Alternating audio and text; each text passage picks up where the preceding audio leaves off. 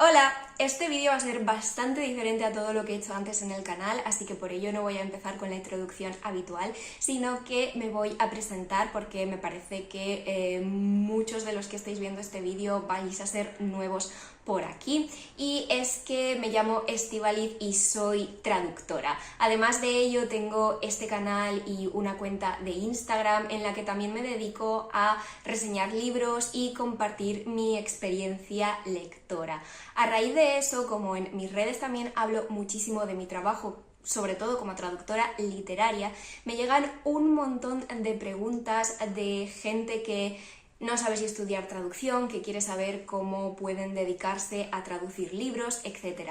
Además de esto, también hace más tiempo del que quiero reconocer, dejé una cajita en Instagram en la que os pedía que me dejaseis todas las preguntas que quisierais sobre este tema de la traducción, sobre qué estudiar, cómo dedicarse a ello, para poder responderlas en un vídeo. Vídeo que finalmente es este y que sé que he tardado bastante en traer, pero es que bueno, suelo estar bastante ocupada y de verdad que no había encontrado el momento de ponerme a ello. Pero hoy es el Día Internacional de la Traducción y el año pasado ya hice un vídeo especial donde comentaba los libros que me gustaría traducir algún día y dato curioso, un año después justo me han ofrecido la traducción de algunos de los libros de ese vídeo, así que estoy súper feliz. Pero bueno, volviendo al tema que nos ocupa, me ha parecido que el vídeo especial de este año por el Día de la Traducción tenía que ser este vídeo respondiendo a todas las preguntas que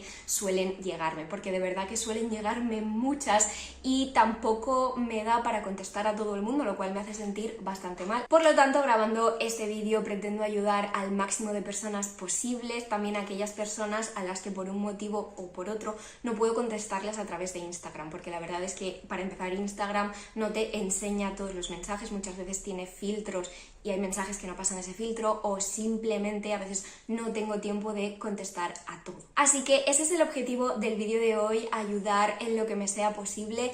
Pero quiero aclarar una cosa, no me considero una experta ni pretendo sentar cátedra con este vídeo. Lo que vais a encontrar aquí sobre todo es mi propia experiencia personal, que no tiene por qué ser la experiencia personal de otros traductores literarios, pero sé de buena tinta porque a mí me ayudó en su día que tener un caso concreto, un ejemplo concreto de cómo se han hecho las cosas, pues puede ayudar bastante a saber por dónde tirar o por dónde no tirar. Así que mi intención es ayudar, pero ya os digo que tampoco soy una grandísima experta. Llevo en esto desde 2018, aunque dedicándome por completo a ello solo desde 2020, así que me queda muchísimo por aprender. También os quería comentar que si al final del vídeo os habéis quedado con alguna duda, por favor comentadla sin ningún problema. Será más fácil si la dejáis abajo en comentarios, porque así os podré responder de forma pública y cualquier otra persona a la que también le haya surgido esa duda pues podrá encontrar la respuesta. Porque además ya os he comentado que si me escribís por Instagram yo intentaré siempre contestar, pero no puedo garantizarlo, la verdad. Por otro lado, vamos a estar aquí un ratito, así que todo el mundo se ponga cómodo y vamos allá. He dividido las preguntas en 3 bloques. El primer bloque será sobre estudios y formación. El segundo bloque es más sobre el mundo laboral, buscar y conseguir trabajo, condiciones, tarifas, plazos, etc. Y por último es la práctica de la traducción y mi experiencia como traductora, preguntas quizá un poquito más personales que me habéis hecho. Así que, bueno, vamos allá. La primera pregunta es que ¿cuántos idiomas sé? Yo personalmente diría que 3 y medio, castellano, catalán, inglés y francés. Francés estudié en el último año de la ESO y luego en la carrera, pero soy consciente de que de los idiomas que hablo es aquel en el que tengo un nivel más bajo. Sí que es verdad que también trabajo con el francés, pero sé, por ejemplo, que para un proyecto de la misma extensión en francés y en inglés, personalmente voy a necesitar más tiempo para el de francés. Pero bueno, vale. Y ahora ya creo que empezamos con las preguntas más generales. ¿Qué bachillerato y qué carrera hay que hacer? ¿Qué estudiaste y cuál fue tu experiencia en la carrera? Esto puede parecer una tontería y a mí me sorprendía mucho hasta que llegó un punto en el que fue tan constante que dejó de sorprenderme, pero muchísima gente me preguntaba qué he estudiado para ser traductora y sobre todo específicamente para acabar traduciendo libros, porque os advierto, hay cosas aquí que van a ser generales, pero puesto que una de mis especializaciones es traducción literaria, eso es lo que más vas a encontrar aquí. Ejemplos concretos sobre traducción literaria, sobre el trabajo con editoriales, etc. Vale, ¿qué bachillerato? Yo creo que con el humanístico es más que suficiente. Yo de hecho hice el social porque aunque ya en cuarto de la ESO me pareció que traducción e interpretación era lo que quería hacer, no estaba 100% segura y bueno, mi padre me animó a hacer el social porque se aprenden cosas como economía de la empresa, que sí que es verdad que siendo autónoma luego algunas cosas son útiles, pero yo a nivel personal habría disfrutado muchísimo más del bachillerato humanístico y en relación con lo que es necesario para hacer la carrera, el humanístico va bien, el social va bien, de hecho, desde cualquier rama de bachillerato vais a poder entrar. Sí que es verdad que en la selectividad puntúan más alto las optativas de letras, evidentemente, para luego entrar en la carrera de traducción e interpretación, pero yo en la SELE hice economía, así que no pasa nada, ¿vale? Vais a poder entrar desde cualquier bachillerato, pero yo creo que el humanístico pues es el más adecuado. Y luego, ¿qué carrera hay que hacer? Pues hay una carrera que se llama literalmente traducción e interpretación. Y ya os digo que he recibido muchísimo esta pregunta, así que supongo que la existencia de este grado no es de conocimiento general, pero aquí en España, porque otro inciso, evidentemente yo solo puedo hablar de lo que conozco y lo que conozco es el ejercicio de la profesión en España, no en Latinoamérica, así que lo lamento mucho, pero hago lo que puedo. Como os decía, la carrera aquí en España se llama literalmente traducción e interpretación. Y respecto a la pregunta de cuál fue mi experiencia en la carrera, bueno, a ver, la universidad no me pareció un infierno, como sé que se lo parece a muchas personas, pero también sé que hay muchas cosas que podrían haber sido mejor y que podrían haberse mejorado, sobre todo respecto al profesorado. Sinceramente, tuve muchos profesores que dejaban muchísimo que desear, profesores que desde el primer curso, las primeras semanas, ya nos dijeron que iba a ser imposible que nos ganáramos la vida con la traducción literaria. Imposible no es. Aquí estoy yo como humilde prueba. Tampoco digo que sea un camino de rosas, que sea lo más fácil. No digo que no podáis ganar más si os dedicáis a traducir en otros campos, pero es posible ganarse la vida con la traducción literaria. No dejéis que os digan lo contrario. Entonces, mi experiencia en la carrera tuvo sus más y sus menos. También tuve muy buenas profesoras en general, pero luego mi tutor del TFG, por ejemplo, me dijo que no creía que fuera a ponerme una buena nota porque el tema de mi TFG no le interesaba para nada. Luego al final acabé sacando muy buena nota, pero me agradeció que no le hubiera supuesto a él demasiada carga extra porque hice el TFG prácticamente enterito por mi cuenta, sin consultarle nada ni sin pedirle ayuda en nada. Así que, en fin. Creo que hay un problema bastante extendido hoy en día, que es que demasiada gente que no tiene vocación ni ganas se dedica a ser profesor. Pero bueno, ese es un tema para otro día. Otra pregunta que recibo es si hay que ser bilingüe y hay que saber varios idiomas. Y a ver, en principio no hay que saber varios idiomas antes de entrar a la carrera. Pero yo personalmente os recomiendo tener un buen nivel de al menos la primera lengua que elijáis, porque en la carrera de traducción hay que elegir dos lenguas, una va a ser la principal y otra la secundaria. Evidentemente eso es al margen del idioma de llegada, que para nosotros pues en este caso sería el español.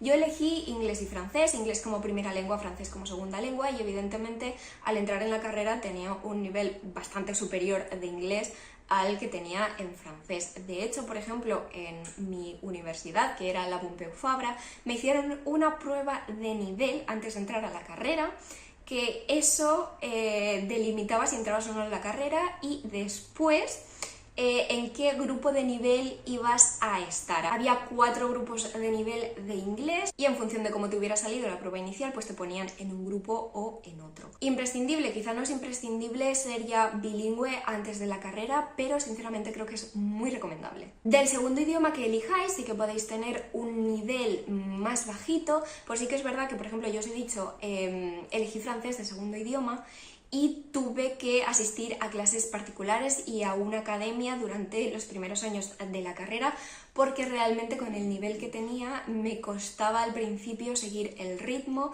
y realmente el aprendizaje no es óptimo si no entras a la carrera con cierto nivel ya. Porque en la carrera no te enseñan solo el idioma, sino que te enseñan a traducir en principio. Y aunque sí hay una asignatura que se dedica al idioma, a la enseñanza del idioma en sí, la mayoría se dedican a la traducción, así que os recomiendo entrar ya con un nivel medio decente. Otra pregunta que se repite muchísimo es si hace falta sí o sí la carrera de traducción o con tener un nivel alto de idiomas ya puedes dedicarte a traducir. A ver, la respuesta a esto no es fácil. Yo os voy a decir que sí, que necesitáis estudiar la carrera de traducción e interpretación y no solo tener un alto nivel de idiomas, pero también creo que esto no es aplicable a todo el mundo o a todos los casos. Voy a intentar explicarme lo mejor que pueda. Conozco a personas que han hecho filología y que por un motivo o por otro se dedican a hacer ciertas traducciones en ciertos ámbitos.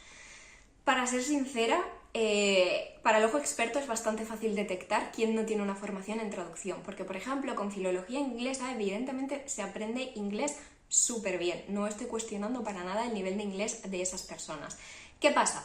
Que para traducir no solo tienes que tener un buen nivel de la lengua de partida, que en este caso, en este ejemplo, es el inglés, sino que también hay que tener un buen nivel de la lengua de llegada y por mucho que muchísima gente sea nativa del español, hay mucha gente que no habla correctamente, hay mucha gente que comete una gran cantidad de errores gramaticales, sobre todo a diario, errores que la mayoría de gente ya no detecta como tales porque realmente se cometen tanto y a nivel tan general que la mayoría de la gente ya no detecta eso como un error. Y sobre todo pasa muchísimo con el caso del inglés. El inglés es el idioma más hablado a nivel global y hay mucha gente que tiene un nivel más que decente de inglés.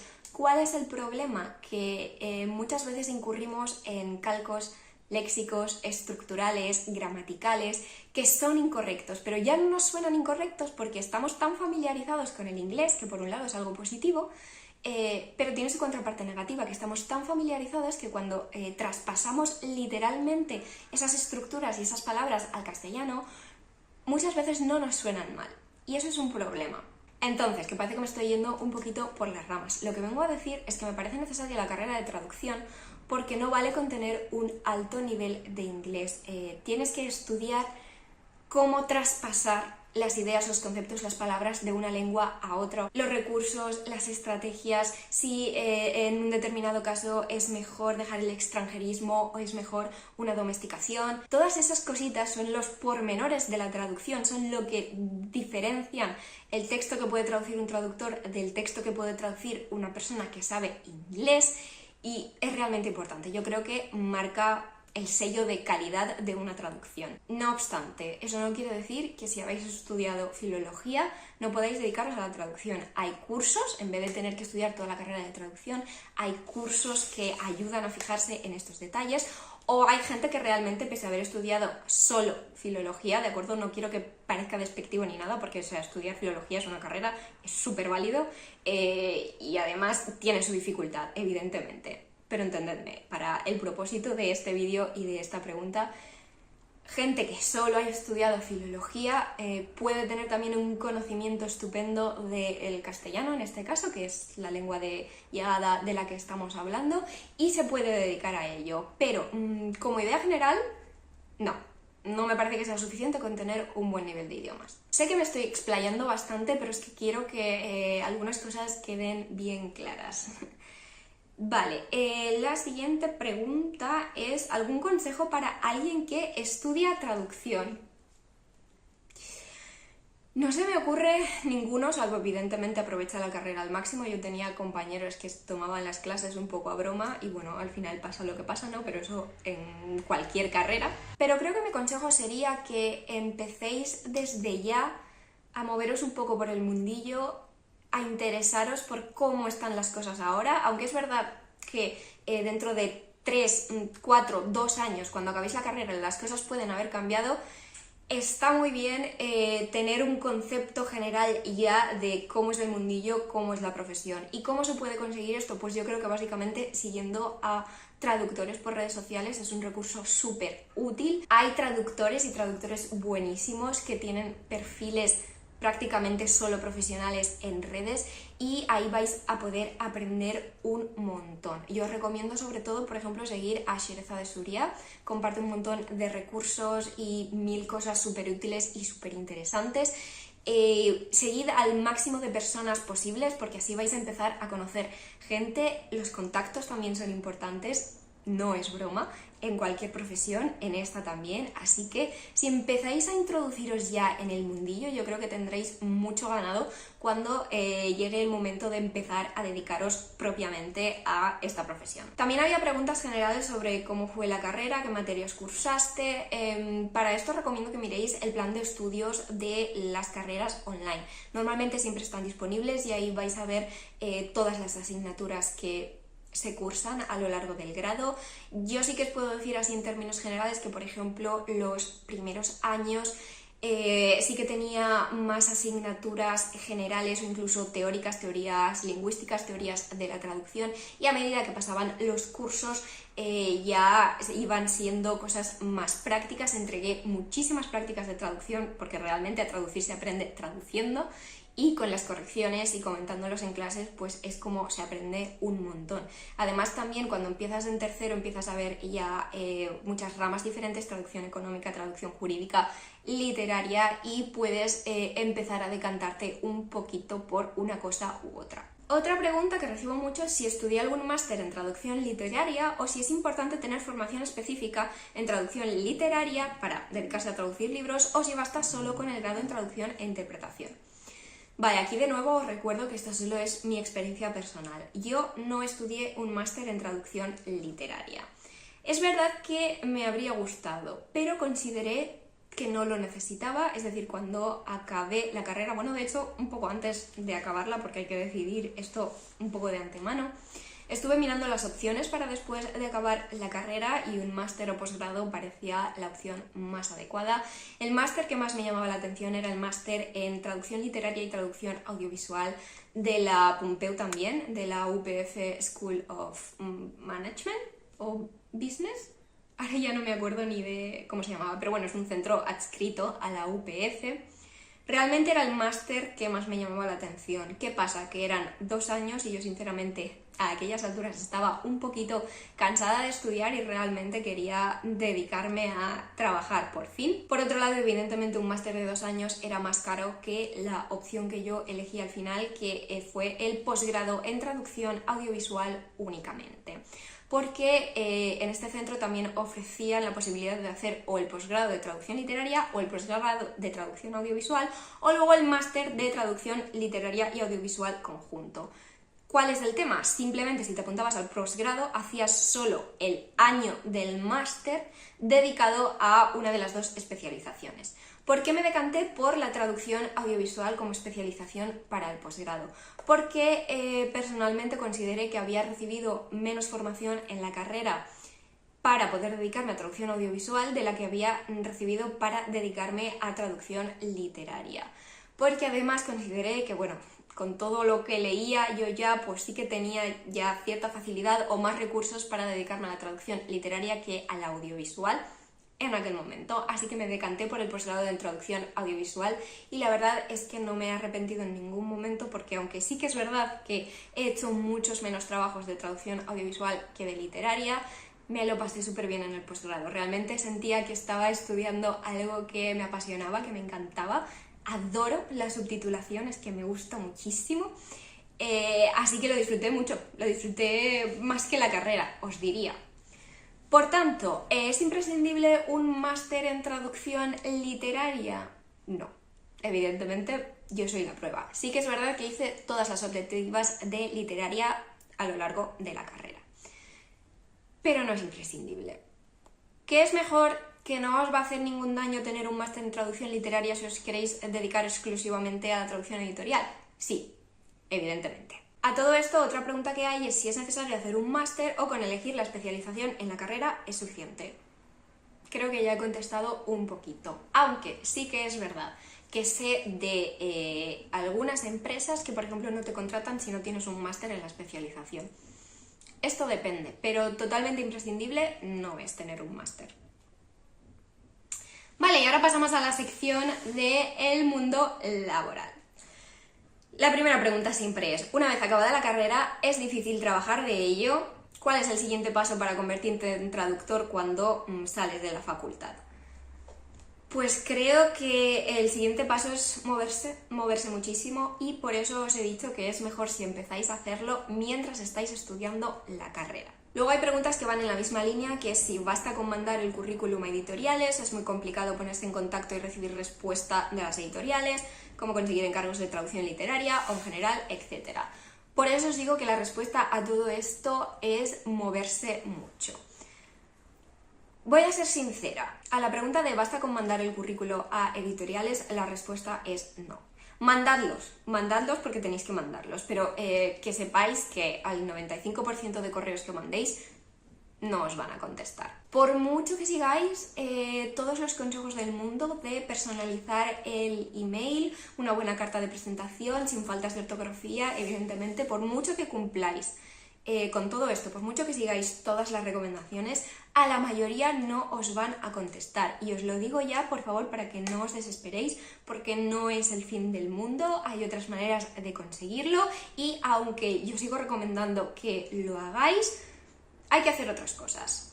¿Qué cosas? Pues como os digo, moverse, estar presentes en el mundillo, y hoy en día una de las mejores herramientas que tenemos son las redes sociales. Como os he dicho, es maravilloso poder estar en contacto con otros traductores a través de las redes sociales, porque por otro lado la profesión de traductor, que al 90% de las ocasiones es como traductor autónomo, estamos solos en nuestra casita y puede ser bastante solitario. No tienes a nadie, ya no solo con quien desahogarte sobre las partes malas de la profesión, sino tampoco nadie con quien compartir las partes buenas de la profesión o a quien preguntarle dudas, así que lo ideal es desarrollar relaciones con otros traductores. A mí os digo que me da la vida ahora que tengo colegas con quien compartirlo todo. Y son personas a las que he conocido a través de redes sociales y compartiendo mi trabajo a través de redes sociales. De hecho, una de las principales motivaciones para abrir este canal y mi cuenta de Instagram ya no era solo compartir reseñas, sino realmente dar a conocer mi trabajo, y que como estas redes sociales se mueven en un mundillo en el que hay editoriales, gente que trabaja en ellas, además de otros lectores, evidentemente, quería utilizarlo y aprovechar el alcance que me dieron las redes sociales también para darme a conocer como traductora, y ya no solo como lectora o como reseñadora. Y os digo que es algo que, aunque sí que es verdad que ha tardado un tiempo, ahora me está siendo tremendamente útil. Hay gente que me conoce por mis vídeos literarios, por mis vídeos de reseñas, pero que se dedica al mundillo y que por lo tanto me ha acabado mandando un correo. Hay otros traductores que me han conocido a través de mis vídeos y que cuando no han podido encargarse de algún proyecto me han recomendado a mí, y esa es otra manera en la que me ha llegado trabajo. Así que ya veis, hay que moverse por redes sociales. También el primer trabajo que conseguí, el primer libro que conseguí traducir fue porque yo estaba mandando un montón de correos, nadie me contestaba, e incluso había correos que no estaba encontrando porque no son fáciles de encontrar así en general en internet, hay que buscar mucho y a veces incluso ni se encuentran. Así que un día escribí un tweet a el perfil del sello editorial de Puck y les pregunté a qué dirección de correo podía mandar un currículo. ¿Qué pasó? Que escribí justo en el momento ideal, porque me contestaron por privado pidiéndome el CV para mandárselo al editor. El editor contactó conmigo a los pocos días, me mandó una prueba de traducción y aquí estamos. Los contactos son importantes, al final es importante conocer gente, nunca sabes dónde va a surgir una oportunidad laboral. Otra forma en la que conseguí un trabajo con una editorial diferente fue, por ejemplo, porque acudí a la presentación de un libro. Yo no sabía quién iba a presentar, pero dio la casualidad de que quien presentaba a la autora y al libro pertinente en esa ocasión era la propia editora, así que cuando acabó la charla me costó mucho porque soy súper vergonzosa, pero acabé acercándome, presentándome, estuvimos hablando, y aunque no fue inmediato, yo le mandé un correo y a los 6 meses o así, me llegó una propuesta de traducción por parte de esa editora. Así que además de ser activos en redes sociales, os recomiendo también que si lo que queréis es dedicaros al mundillo de la traducción literaria, os mováis por este tipo de eventos, firmas, presentaciones, etc. Vale, la siguiente pregunta de hecho es ¿cómo empezaste en el mundillo de la traducción en editoriales? Ya os he explicado mi caso. Así que vamos a seguir. ¿Es necesario ser autónomo para ser traductora o pueden contratarte sin ser autónomo como tal? Como os he dicho, creo que por lo menos un 90% de los traductores somos autónomos y si hablamos de traducción editorial, creo que prácticamente el 100%. Sí que es verdad que hay empresas que tienen traductores en plantilla. De hecho, yo trabajé un año como traductora en plantilla, pero en traducción editorial yo os diría que 100% hay que ser autónomo, porque así es como está montado el modelo de negocio ahora mismo y las editoriales contratan a los traductores por obra y servicio, digamos. Por lo tanto, sí hay contrato en lo que se refiere a las traducciones editoriales, pero no es un contrato indefinido, es un contrato diferente por cada libro en el que se estipula tarifa, fecha de entrega, modalidad de explotación y bueno, un montón de cosas que hay que regular y que hay que dejar pues firmadas y cerradas contractualmente. Pero ya os digo, es como un contrato individual por cada libro, es un contrato que no se da en muchísimas otras modalidades de traducción. A mí me han encargado traducciones que simplemente te lo encargo, me mandas la factura y el trabajo hecho, obviamente, y entonces te pagamos, sin contrato. Entonces, como os he dicho, una de las cosas que se estipula en el contrato es la tarifa, y hay muchas preguntas a este respecto. ¿Pongo yo las tarifas o las editoriales tienen unas fijas? ¿El precio de la traducción quién lo establece? A ver, al trabajar con editoriales, la mayoría de tarifas son fijas, son cerradas. La editorial os va a decir, esto es lo que te pagamos. Importante también, por cierto, que preguntéis a cuánto pagan. A 30 días, a 60, porque esto es un tema importante, porque tenéis que tener en cuenta que aunque la editorial tarde mes y medio en pagaros, vosotros vais a tener que pagar todos los meses la cuota de autónomos y tenéis que valorar realmente si podéis permitiros adelantar ese dinero o si necesitáis realmente cobrar la factura y cuándo necesitáis cobrarla para poder pagar la cuota y todo el resto de impuestos. Así que, ojo con eso. Entonces, en traducción literaria el tema es bastante cerrado. Las editoriales te proponen una tarifa y tú la aceptas o no. Es cierto también que muchas editoriales pueden contactarte en un primer momento y preguntarte cuál es tu tarifa. ¿Cuál es el truco aquí? Que si a lo mejor les dices que tienes una tarifa más baja de la que ellos suelen ofrecer, pues simplemente te dirán que te la aceptan y no te ofrecerán su tarifa habitual, que quizá pueda ser más alta. No digo ahora que las editoriales vayan siempre con mala fe ni nada por el estilo, sino que tengáis un poquito de ojo con estas cosas. A veces a lo mejor es conveniente dar una tarifa inicial un poquito más alta y si luego te la bajan, pues tú ya valoras si realmente esa tarifa te resulta aceptable o no. Pero en muchas otras ocasiones simplemente te van a decir la tarifa es esta, la aceptas o no, porque sí que es verdad que podéis intentar negociar, se puede intentar y de hecho recomiendo que lo intentéis. Pero, ¿qué pasa? Que hablando en plata, vuestra capacidad de negociación como persona autónoma y persona única es bastante inferior a la capacidad de negociación de la editorial, que al fin y al cabo sabe que si las cosas no salen bien en la negociación con vosotros, pues seguramente van a poder encontrar otros traductores. Pero, de verdad, yo he aceptado tarifas más bajas de lo que es aceptable. Porque a veces al principio es un poco inevitable. Necesitamos hacer currículo, necesitamos empezar a rodar, ganar algo de experiencia y a veces es inevitable aceptar tarifas más bajas de lo que conviene. Os digo esto porque he visto por redes muchas veces una actitud condenatoria a la gente que acepta tarifas muy bajas. Evidentemente es contraproducente para todos y a nivel general, a nivel de profesión y de colectivo como traductores, al final eso es perjudicial. Así que en cuanto podáis empezar a exigir unas tarifas más altas, hacedlo. Pero yo, que sé lo que cuesta empezar, porque lo tengo bastante reciente, que sé que cuesta mucho que te lleguen esos primeros encargos y e incluso si no tienes una necesidad económica acuciante de empezar a ganar dinero, al final te desesperas y necesitas empezar a ganar experiencia por algún lado. Por lo tanto, yo no lo condeno, pero sí que por favor procurad no hacer esto durante demasiado tiempo, simplemente para ganar un poco de rodaje al principio, un poco de experiencia, pero empezad a exigir tarifas dignas y decentes cuanto antes, porque eso es en beneficio de todo el colectivo de traductores. Otra cosa a tener en cuenta es que aunque haya una tarifa general preestablecida con una editorial, es decir, tú trabajas a menudo para la editorial X y la tarifa para un proyecto, vamos a decir, normal, es tanto. Pero, por ejemplo, si os piden un trabajo muy urgente, como a mí me ha pasado alguna vez, pedid un recargo, porque nuestro tiempo es valioso, y más si por la urgencia hay que estar trabajando horas extra o en fines de semana, pedid un extra, sinceramente, porque es necesario y porque las editoriales no pueden acostumbrarse a exigirnos mucho o a exigirnos cosas que se salen de lo normal y de lo estipulado sin un recargo.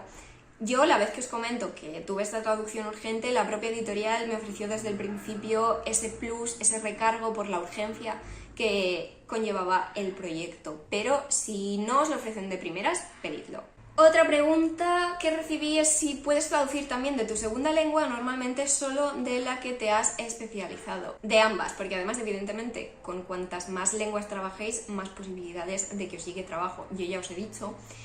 También recibo encargos en francés, sí que es verdad que no con la misma regularidad, porque además tengo que valorar que cuando recibo un encargo en francés, como os he dicho, en mi caso personal, como es mi segunda lengua de trabajo, una lengua que tengo menos trabajada, sé de antemano que voy a necesitar más tiempo para esos proyectos y por lo tanto eso es importante tenerlo en cuenta a la hora de planificaros el calendario de trabajo. Pero evidentemente puedes traducir y debes traducir de tu segunda lengua, además, para no perder tu conocimiento de esa segunda lengua, porque afrontémoslo, cuando no pones en práctica un idioma, se te va olvidando y vas a cometer más errores. ¿Cómo es el trabajo de autónomo? Pues bueno, sinceramente yo no estoy hecha para ser autónoma, soy una persona que lleva muy mal el estrés, soy una persona que padece ansiedad y la verdad es que la vida de autónomo es dura cuando se es como yo. Hay personas que se gestionan muy bien el tema del estrés, yo no soy una de ellas, así que el trabajo de autónomo me permite cierta libertad en mis horarios, eso es positivo, pero también es verdad que tengo que establecerme unos horarios fijos porque por cómo soy yo necesito las cosas bastante cuadradas, bastante cuadriculadas y no salirme de un horario. Sí que es verdad que tengo más libertad si un día tengo que ir al médico o si un día quiero hacer cualquier otro plan, sé que puedo apañármela sin tener que dar explicaciones a nadie para redistribuir mi propio trabajo de la manera que más me convenga. Pero sí que os recomiendo mucho tener un horario más o menos fijo, aunque trabajéis desde vuestra casa, porque para mí, por ejemplo, es la manera de mantener la productividad y de sacar el trabajo adelante realmente. Otra pregunta es si me pagan por libros vendidos o en general. Como os he dicho, cuando se acuerda un proyecto de traducción editorial entre editorial y traductor, se firma un contrato que estipula, entre otras cosas, la tarifa. ¿Cómo funcionan las tarifas en traducción editorial? Bueno, pues hay una cantidad de euros, vamos a poner 10 euros, que te pagan por matriz. Una matriz es una cantidad determinada de caracteres con espacios incluidos. ¿Por qué especifico esto? Porque no todas las editoriales trabajan con la misma matriz. Hay editoriales que funcionan con una matriz de 2100 caracteres, es bastante habitual. Hay otras editoriales que trabajan con una matriz de 1800 caracteres, etc. Entonces, por cada matriz se cobra un precio, una cantidad determinada de euros. Entonces, cuando tú entregas la traducción, elaboras tu factura y la factura es con el total de matrices del documento final de tu traducción y en base a la tarifa que se haya pactado, la editorial te paga una cantidad. Esa cantidad puede obedecer a dos situaciones. La inmensa mayoría de editoriales lo que hace es que se toma esa cantidad como un anticipo de los derechos de autor. Supongo que sabéis, y si no sabéis os lo digo, que las traducciones literarias son prácticamente las únicas que generan derechos de autor. ¿Qué quiere decir? Que sí, que por cada libro vendido de esa traducción vuestra, la editorial os tiene que pagar un porcentaje. ¿Qué pasa? Que a no ser que traduzcáis el próximo Harry Potter, prácticamente nunca vais a cobrar de esos derechos de autor. Para que os hagáis una idea, en mi última liquidación de derechos, de alguna de mis traducciones he cobrado la friolera de 2 céntimos. De 2 céntimos de toda la cantidad de libros de esa traducción mía que se han vendido. Es decir, no contéis con los royalties que va a generar una traducción literaria. Pero, ¿qué pasa? Que muchas editoriales, como os digo, lo que hacen es que lo que os pagan después de la factura, lo que se estipula en la factura que os tienen que pagar, se lo toman como anticipo de derechos. Es decir, que si por ejemplo os pagan 2.000 euros por una traducción, no vais a recibir ningún extra hasta que los royalties generados sobrepasen esa cantidad. Es decir, la editorial se toma esos 2.000 como un anticipo de los royalties que va a generar la traducción. ¿Qué pasa? Que si esa traducción, ese libro no funciona muy bien y los royalties no llegan a 2.000 euros, se supone que la empresa, la editorial, tiene pérdidas porque esos 2.000 euros que os han pagado ya son intocables. Si el libro se vende muy bien, y recalco lo de muy porque en la mayoría de casos no va a pasar, y los royalties que generáis sobrepasan la cantidad de 2.000 euros, a partir de esa cantidad es cuando vais a empezar a cobrar algo por derechos de autor, que no suele pasar. Luego también hay un modelo en el que la editorial os dice de antemano un precio cerrado por el libro y normalmente en estos casos el tema de los derechos es bastante diferente. No tengo mucha experiencia con eso, así que no os voy a hablar porque no quiero meter la pata, pero que sepáis que también hay otros modelos. Pero, volviendo a la pregunta, ¿cobro por libros vendidos o en general? En general, yo cobro una factura por mi trabajo y luego, si cae la breva de traducir un mega bestseller, a lo mejor os lleváis un dinero extra por derechos que van en función de los libros vendidos, pero no contéis con ello. Otra pregunta que hay es si cualquier cliente nuevo con el que vayas a trabajar te hace una prueba, independientemente del idioma, del campo y de todo. En general sí, en mi experiencia la mayoría de clientes la primera vez que vayan a trabajar contigo te van a pedir una prueba de traducción. Es perfectamente normal, es algo habitual. Es el motivo también por el que no importa mucho la nota con la que acabéis la carrera, porque también es una pregunta que he recibido de vez en cuando, si es realmente importante la nota media final de la carrera. En general yo diría que no, porque es lo que os digo, cada cliente nuevo os va a hacer una prueba de traducción y basándose en esa prueba y en saber que tenéis la carrera, pero sin necesidad de saber la nota media concreta, pues en función de esa prueba os van a contratar o no. También hay otra posibilidad, que es que en vez de esperar a que un cliente os mande la prueba, podéis mandar una prueba vosotros mismos de vuestro trabajo. Es decir, si ya habéis traducido algún libro y queréis mandar el currículo a otra editorial, es una buena idea mandar un portafolio de traducción con algún ejemplo de esas traducciones. Evidentemente es mejor que incluyáis el texto en inglés y vuestra traducción para que realmente puedan comparar, pero así quizá os ahorráis el tiempo de la prueba, la incertidumbre de me he pasado muchas horas en esta prueba y ahora no me contestan, porque esa es otra. Vais a hacer pruebas y jamás os contestarán. Vais a hacer pruebas, os van a decir que la habéis pasado y luego nunca os llegará trabajo. Siempre pasa, siempre. En esta profesión yo creo que es muy importante no rendirse nunca, porque hay que insistir e insistir e insistir. Y esas eran más o menos todas las preguntas sobre el mundo laboral en general. Y ahora hay preguntas específicas sobre mi experiencia como traductora. La primera es cuando supe que quería ser traductora. Yo de toda la vida me ha gustado mucho los idiomas, ha sido siempre lo que más me ha gustado, las asignaturas que más disfrutaba, etc. Una manera en la que empecé a aprender inglés fue gracias a mi padre, que me imprimía la letra de canciones en inglés y las traducíamos juntos, y es una manera buenísima de, sobre todo, aprender más vocabulario. Porque sí que es verdad que a veces no se puede prestar o no podemos tomarnos la gramática de las canciones como la gramática que luego realmente es correcta. Pero bueno, ese es otro tema. Siempre me gustó eso. Y luego en cuarto de la ESO me pidieron que hiciera un trabajo sobre qué carrera me gustaría estudiar, empecé a pensar en ello, empecé a investigar y descubrí la carrera de traducción e interpretación y, no sé, supe que eso era para mí. Y además tenía claro que a lo que quería dedicarme era a la traducción literaria. ¿Trabajas como traductora freelance o en una empresa? Ahora soy autónoma, ya os lo he dicho, también os he dicho que durante un año estuve trabajando en plantilla como traductora, pero sí que es verdad que trabajar en plantilla fue una experiencia muy útil.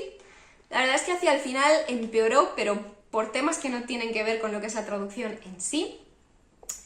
Pero no me arrepiento porque aprendí bastante, sobre todo aprendí sobre recursos, sobre buscarme la vida, sobre cómo sacarme las castañas del fuego cuando necesitaba saber algo.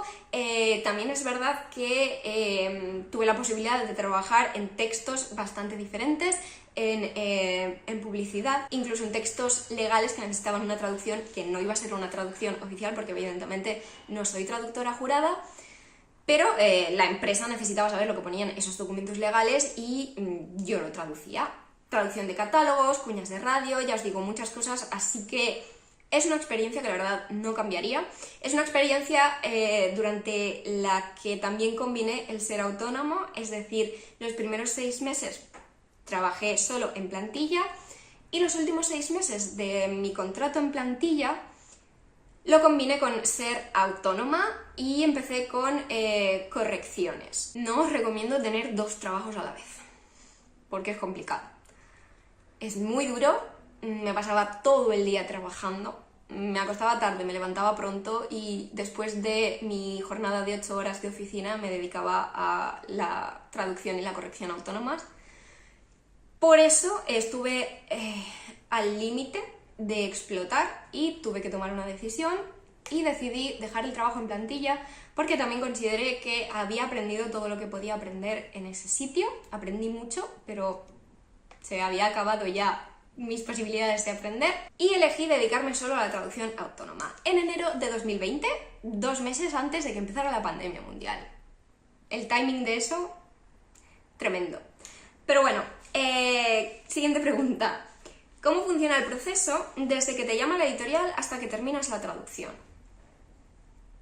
Cuando se establece el contacto con la editorial, ya sea porque ellos se ponen en contacto contigo o porque tú te pones en contacto con ellos, puede haber una prueba de traducción, podéis mandar un portafolio con una muestra de vuestro trabajo, pero bueno, cuando se pacta que se va a traducir un libro, hay que determinar la fecha de entrega, la tarifa, el método de pago, como os he dicho, a cuántos días paga la editorial, se firma el contrato y pues tú traduces el libro y cuando acabas se revisa, fase importante, y cuando llega el día de la entrega, se entrega. O sea, el proceso bastante fácil, bastante simple. ¿Cuánto tiempo tienes para traducir un libro? Pues eso dependerá de lo que hayas pactado con la editorial. Aquí os recomiendo que simplemente vayáis probando y os vayáis conociendo bien como traductores. Yo empecé traduciendo 10 páginas al día y tardaba todo el día. Luego lo subí a 15. Y ahora actualmente, por ejemplo, estoy entre 15 y 20 páginas diarias. Si el proyecto es urgente, procuro planificarme un calendario con 20 páginas diarias. Yo trabajo por páginas, hay gente que trabaja mejor con cantidad de palabras. Lo que a vosotros os venga mejor, sinceramente, una cosa no es mejor ni peor que la otra, simplemente tenéis que conoceros, tenéis que saber realmente la cantidad de trabajo que podáis manejar al día. También tenéis que tener presente que esto es un trabajo mayormente creativo y que por lo tanto el cerebro va a haber días que esté más por la labor, que esté más creativo y más inspirado, y días que no. Por eso tenéis que pactar con la editorial tiempo suficiente para incluir ahí esos días en los que la cosa va a ir mal y vais a traducir menos de lo que toca. Luego habrá días buenos en los que también traduzcáis más de lo que toca, incluso más de 20 páginas, 25. También habrá días de esos, pero hay que tenerlo todo un poco en cuenta, conocerse a uno mismo y después de eso pactar con la editorial una fecha que realmente os permita trabajar bien, sin una presión excesiva, porque la presión excesiva al final lo que hace es perjudicar la calidad de vuestro trabajo, la calidad de vuestra traducción. Así, a grosso modo, de manera súper ideal, para un libro de alrededor de unas 400 páginas, unos 2 meses, entre traducir, dejar reposar un poco la traducción y luego revisarla. Si la revisáis un par de veces, si tenéis tiempo para revisarla un par de veces, mucho mejor sí que si la revisáis solo una vez. ¿Qué pasa? Que eso es un mundo ideal.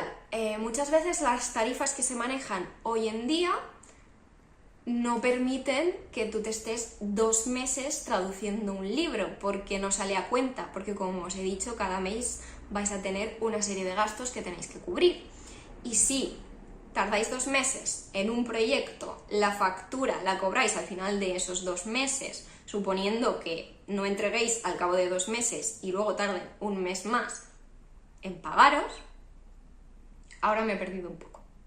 Pero bueno, eso, que tenéis que valorarlo todo así, que hoy en día, en función de la tarifa, no os podéis permitir un ritmo de traducción demasiado bajo. Yo recuerdo que en la carrera recomendaban unas 2000 palabras diarias. A lo mejor eso es lo ideal, pero yo os digo que según mi experiencia tenéis que traducir más de 2000 palabras para que os salga rentable la cosa. Otra pregunta era cómo me organizo para traducir, si tengo un horario, si me hago esquemas del libro. Bueno, como os he dicho, yo tengo un horario bastante cuadriculado y un calendario. Yo una de las primeras cosas que hago cuando me llega un libro es distribuir en el calendario una media de 15-20 páginas diarias para saber cuánto voy a tardar realmente en traducir ese libro, etc. Os hablo más de esto en un blog que hice, que os voy a dejar enlazado para no enrollarme tanto.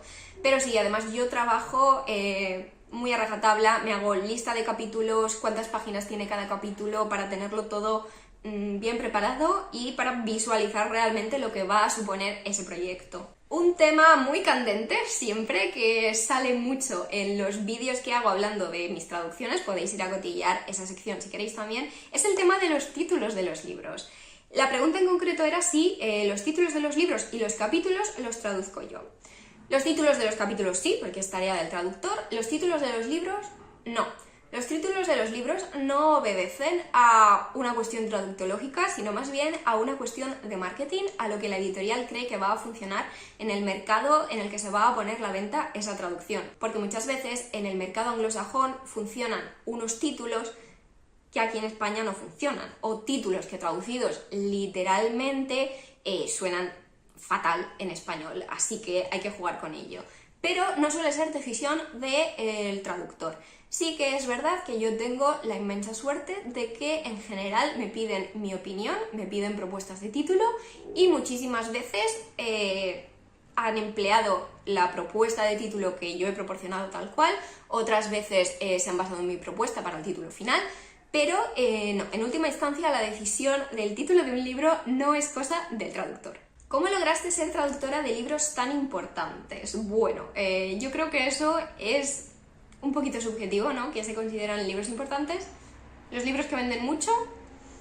Depende. El tema es que sinceramente traduzco lo que me mandan. Lo que me manda el editor, porque no estamos para rechazar libros poco importantes ni nada por el estilo, o libros que no me gusten a mí personalmente. He traducido libros que no son libros que yo elegiría leer como lectora, no porque sean malos libros, sino porque no coinciden con mis gustos personales, pero esto es un trabajo. En una charla que hice con León El Teti en la Barcelona BookCon, os la voy a dejar enlazada también, me preguntaron que qué hago cuando estoy traduciendo un libro que no me gusta, y aguantarme y seguir traduciendo, porque aunque sí que es verdad que me parece que la traducción literaria es una profesión de mucha vocación, realmente tiene que gustarte para dedicarte a esto, tampoco es bueno romantizar. Sigue siendo un trabajo, por lo tanto hay que sacarlo adelante y hay que enfrentarse a cosas que no nos gusten, ya sea el propio texto que estamos traduciendo como todo lo demás. Por ejemplo, a mí me pone muy nerviosa todo el tema de llevar las cuentas, ¿no? Realmente, así que en cuanto pude permitírmelo, contraté un gestor, porque es algo que yo no puedo llevar. Además, los ataques de ansiedad que tenía no eran normales y desde luego eran perjudiciales para el desempeño de mi trabajo. Otra pregunta es si creo que la traductora tiene que poner de su parte o ser estricta con lo que se ha escrito, es decir, por mejorar el libro. ¿Veis? Este es uno de los puntos por los que creo que es necesario haber estudiado traducción, porque son cosas y temas que se tratan. Tienes que ceñirte literalmente al libro, tienes que traspasar el significado, pero las palabras que tú elijas para expresar ese significado en tu lengua de llegada pueden ser completamente diferentes a las de origen. Sinceramente, lo que hay que encontrar es el equilibrio entre las palabras del autor y palabras que van a hacer que realmente el texto sea fluido y funcione bien, porque no siempre funciona igual en un idioma que en otro. Es una cuestión complicada, es una cuestión a la que hay que ir pillándole el truquillo. No hay que pecar de ser excesivamente literal al texto de partida, pero tampoco hay que pecar de inventarte las cosas, porque al fin y al cabo tú estás traduciendo el trabajo de una persona y tienes que ser consciente de eso. La historia la ha escrito otra persona, no es tu historia, no son tus personajes, hasta cierto punto no tienen que ser tus palabras. Y bueno, la última pregunta es ¿qué es lo que más y lo que menos me gusta de esta profesión? Lo que más me gusta es que trabajo con libros, que es algo que me ha apasionado toda mi vida. Me encanta poder contribuir a que gente que no conoce otros idiomas sí que tenga acceso a multitud de historias. Por otro lado, no me gusta lo de no tener un horario fijo. Ya os he dicho que yo procuro establecerme un horario y cumplirlo a rajatabla, pero hay días en los que una tiene menos voluntad, se encuentra mal, procrastina, deja las cosas para más tarde y entonces es un desastre, una bola que se va haciendo más grande y hasta que no consigues desenredarla y volver a estabilizarte, pues es terrible. Tampoco me gusta la inseguridad que conlleva hoy en día ser autónoma, el hecho de que no tienes un futuro asegurado. Yo ahora, por suerte, he llegado al punto en el que tengo un año de proyectos pactados, es decir, ahora mismo sé que tengo trabajo hasta septiembre del año que viene.